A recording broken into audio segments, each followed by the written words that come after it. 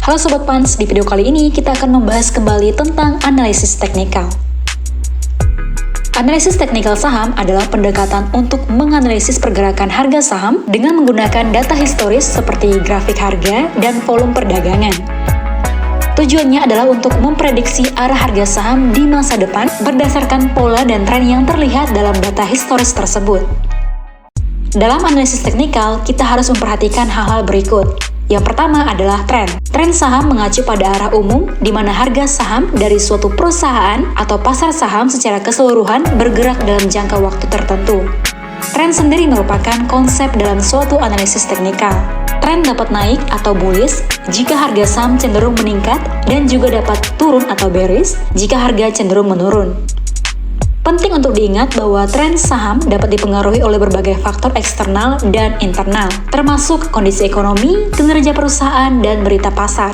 Tren merupakan pilar yang ada di analisis teknikal, sehingga tidak boleh salah dalam melakukan analisis.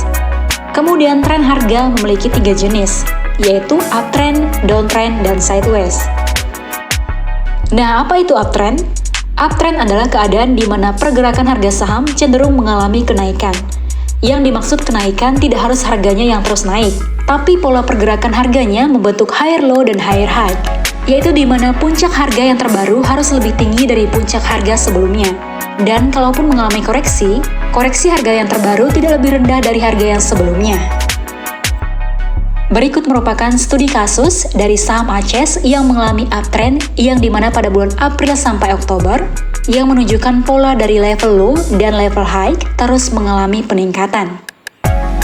Lalu sebaliknya, apa itu downtrend? Downtrend adalah keadaan di mana pergerakan harga saham cenderung mengalami penurunan.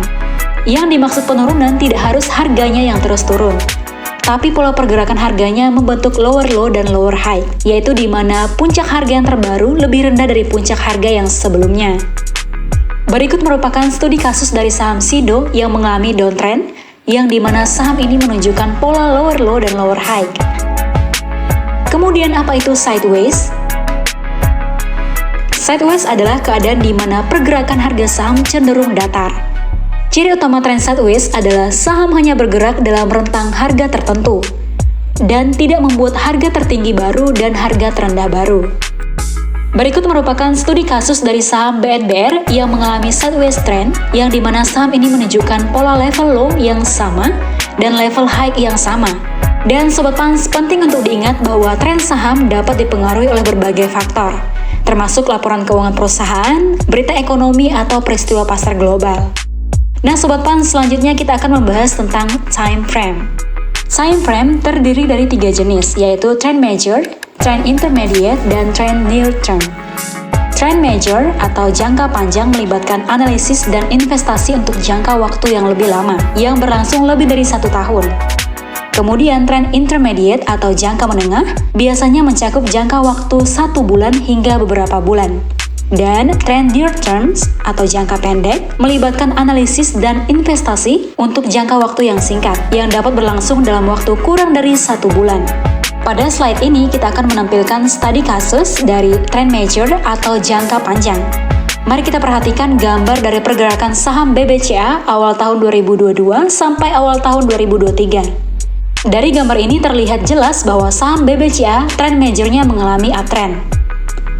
Lalu pada bulan Mei 2022 sampai Juli 2022, saham BBCA bergerak mengalami downtrend. Pergerakan downtrend ini merupakan tren jangka menengah. Kemudian kita persempit lagi pergerakan saham BBCA pada bulan Mei 2022 yang bergerak mengalami uptrend. Pergerakan uptrend pada bulan Mei ini merupakan tren jangka pendek. Nah Sobat Pans, penting untuk diingat bahwa setiap time frame memiliki risiko dan potensi keuntungan sendiri. Keputusan untuk memilih time frame haruslah sesuai dengan tujuan dan toleransi risiko pribadi. Selanjutnya kita akan memahami terlebih dahulu konsep support dan resistance. Support merupakan titik atau garis yang dimana terlihat minat beli pada suatu periode. Penurunan cenderung lebih kuat dari minat jual karena ada sebagian investor yang beranggapan bahwa harga saham tersebut sudah cukup murah sehingga menahan terjadinya penurunan lebih lanjut pada tingkat atau rentang harga tertentu. Berikut merupakan contoh dari support yang terjadi pada saham Dharma Polymetal Tbk. Dapat dilihat dari garis yang telah ditandai. Kemudian yang dimaksud resistance merupakan titik atau garis di mana terlihat minat jual cenderung lebih kuat dari minat beli pada suatu periode kenaikan. Hal ini dipengaruhi karena ada sebagian investor yang beranggapan bahwa harga saham tersebut sudah cukup tinggi sehingga menahan terjadinya kenaikan harga lebih lanjut pada tingkat atau rentang harga tertentu. Berikut merupakan contoh dari resisten yang terjadi pada saham Dharma Polymetal Tbk, dapat dilihat dari garis yang telah ditandai. Setelah mempelajari tentang tren pembalikan arah, support, dan resisten, selanjutnya kita akan mempelajari tentang candlestick. Nah, perhatikan gambar berikut. Kotak-kotak yang berwarna merah dan hijau merupakan candlestick yang berbentuk seperti lilin. Candlestick mewakili pergerakan harga saham dalam suatu periode. Lalu, apa perbedaan candlestick yang berwarna hijau dan berwarna merah?